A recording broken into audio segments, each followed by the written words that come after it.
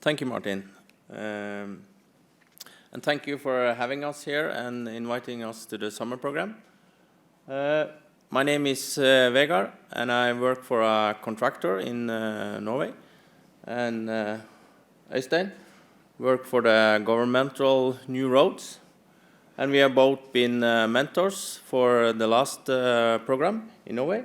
And Øystein actually for the second time, I believe. So here are the students from the last program that was certified in May, some weeks ago. And these are the third time in Norway we do it in big scale certificate program. So it's 200 plus 200 plus almost 200. So that's 600. Somebody in the crowd here said that in Norway it's established with VDC. I think it's in the beginning, so we have some roots, but we have a large number compared to the other country, but it's 300,000 in the industry, and we have probably around 1,000 certified in Norway, something like that. And it's a collaboration between the University of Stanford and NTNU that's made this happen in Norway. And we have approximately 200 students, 20 mentors, and 2 mentors in each mentor group, we call it, with 20 students.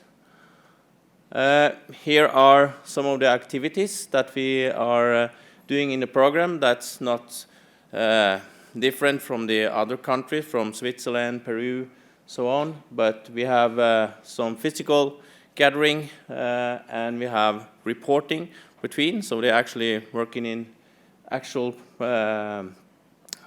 project.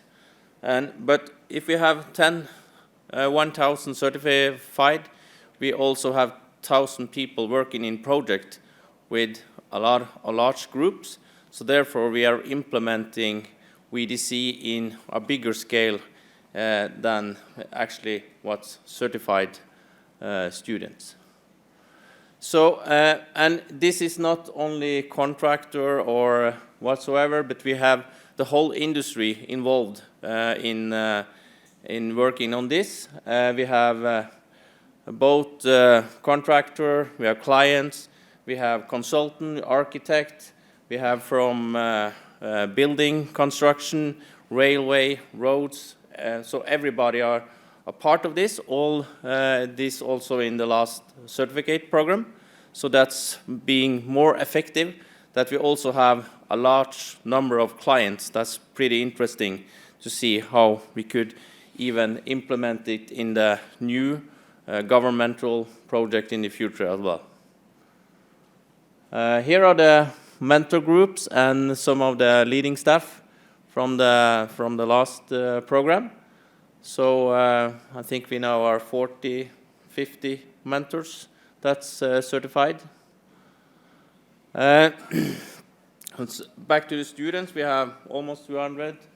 But one of the students that I was mentoring, she was working with some side roads project, but she was really struggling in the beginning how she could affect the group. She is a client, but she really take this framework from the VDC program and made it really her own. She made a lot of assessment into this project. I will not go into the detail, but just show you some part of it. But they were given a short time to finish, that the project was finished. So she really put some effort into the early stage to calibrate, to invest in the people, to make rules for the project, and that really gave the project a better journey.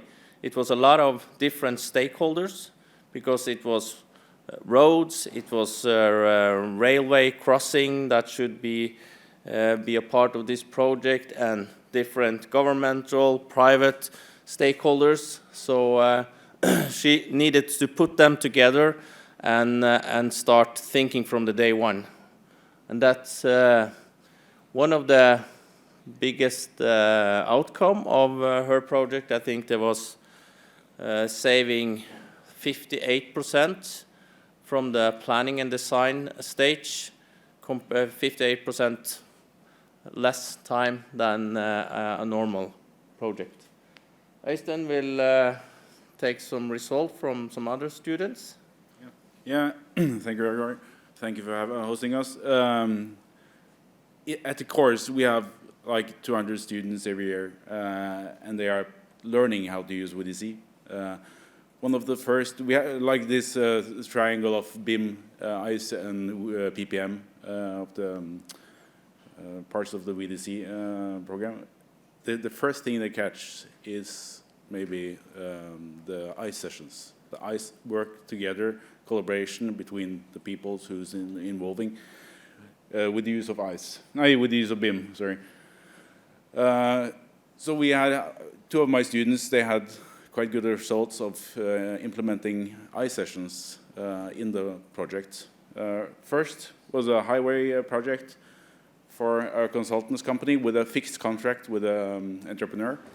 So they have fixed the price, they should deliver all the time what they have been planning to deliver. $550 million project is increasing the capacity, so they're building a new bridge and a new road at the side of the existing one. The main challenge was that all decisions were made late, and when they first, because of the contractor, and when they first made the decision, it took 2 weeks, 3 weeks, and then they changed their mind, so they have to make a new decision. And that was really tearing up both the budget and also the lack of enthusiasm in the designing team. So they started to do all these metrics and finding out, okay, what do you have to change? What do you have to track? Whose people do you have to involve in the process early enough to make the right decision and make it once, not taking up again every third week to do it over again. And then they can achieve the design freeze at once. So they made up like clear objective what they're gonna achieve, and they also involved the right stakeholders at the first time, and really worked with the contractor to say, okay, you don't want this, but we need to do this because we need to reach our target fast enough. We need to have progress in the project. So after a while, they reduced the time of planning time with 38% compared to similar projects. And also, maybe the best thing, that every people in the project got their own plan every morning. They wake up, open their email, and saw this plate. Good morning, Miriam. This says, this is the plan today. This is what is urgent. This is what you said you should do. This is the plan after the last VDC session. So they always knew what to do every day. That was a very good benefit for everybody involving. And one stakeholder who's normally just, they received all the drawings and then they have to like make their evaluation of a final product. They said that, oh, this is a really good way to be involved in, because now we can be a part of the process and we can develop the product instead of just getting a bunch of paper and this is the product, this is how we're planning to do it, and then they can turn the thumb up and down or down. So the key learning points for her was to have the right decision makers early to get the decisions right and the design freeze right. and also to track and use metric so that they can show that to the contractor and say that, oh, this is our metric, this is what we are planning to do, and you are not following it, so that makes me being late for the project. Oh, there. This is another project from another students. This is from the client side. A freight terminal for railway in Norway, the biggest one. This is a project going to last for 11 years, quite a long time. They are re-signaling the whole area. It's going to take a lot of time and money.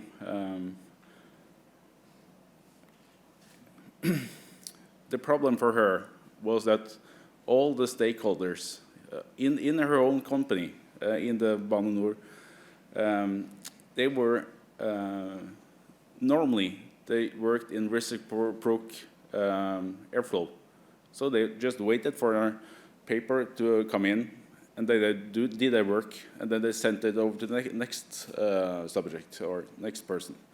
They weren't used to work together, and they was not at any time used to work in a model. They were just drawings. And so they were working both in silo thinking and not familiar with use of BIM models. So they actually started to train up their own colleagues to make them familiar and comfortable with using of BIM. And they had all these ICE sessions to talk about all the problems and making the colleagues actually working together. Sounds weird, but that's they have to work together and find the solutions together instead of just taking their paper and say, oh, it's okay for me, send it to the next one, or take the thumbs down and send it back again. So they, after have a specific course for every colleague and working very specific what they're going to teach, what they're going to working with. After some time, 70% of all the subject was involved in the BIM model. You never got 100, okay, do you? No, it was 70, it was good enough. But they were working together and saved a lot of time. And people were doing the sign freeze and thinking that we are working together as a team. And they also increased the knowledge of using BIM by 38% for their own colleagues. And the funny thing is then, is when you got a big project, it's going to last for 11 years, and you normally produce drawing for every single thing. That's going to be a lot of drawings. They were estimated to 2,500 drawings for this project. There's a cost for every drawing. And estimated until now is that they're going to savings for about $6 million because they're using the BIM models. And that's quite a nice thing to show to the leadership that, okay, if you're just using a bit of time in the start of the project, using BIM, using ICE, using a new way of workflow and working together, we can save a lot of money. So Rome wasn't built in a day, not this one either. So it requires a lot of dedicated people and that they're working continuously with the metrics and how they can work together and working better. It's about if the team is going to deliver, then the team is going to work good together, and you have to take care of the human side of it. So by inspiring the team, you also get a good team. And of course, all these ICE sessions, they were building the project together, and they are reaching the goals they are setting. So that's about it from the Norwegian as a brief insight what we are doing, what we achieve. We got a really good bunch of students and also a good mentoring people we are building a team as well. So thank you.